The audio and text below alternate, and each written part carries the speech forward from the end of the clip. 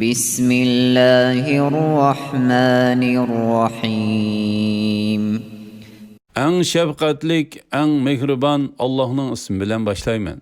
والشمس وضحاها Quyosh ve onun nuru bilen qasamki, والقمر إذا تلاها Quyoshga ergashgan chog'diki oy bilan qasamki, والنهار إذا جلاها Quyoshni oshkor qilgan kunduz bilan qasamki, والليل إذا يغشاها Quyoshni yoshurgan chog'diki kechi bilan qasamki, والسماء وما بناها osmon bilan va uni bino qilgan zot bilan qasamki, والأرض وما طحاها zimin bilan va uni bino qilgan zot bilan qasamki, ونفس وما سواها فألهمها فجورها وتقواها ruh bilan va uni chiroyli qilib yaratgan, uningga yaxshi yomonlikni bildirgan zot bilan qasamki, قد أفلح من زكاها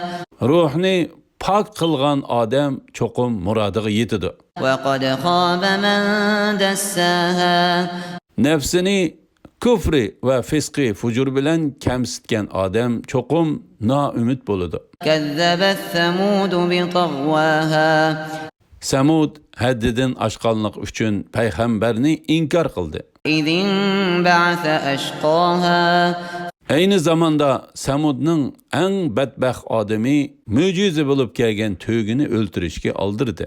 فقال لهم رسول الله ناقة الله وسقياها Ularga Allohning payg'ambari, ya'ni Solih alayhissalom, Allohning to'gisiga chiqilmanglar, uni suv ichishdan to'smanglar dedi. فكذبوه فعقروها فدمدم عليهم ربهم بذنبهم فسواها Ular payg'ambarni, ya'ni Solih alayhissalomni yolg'onchi qildi.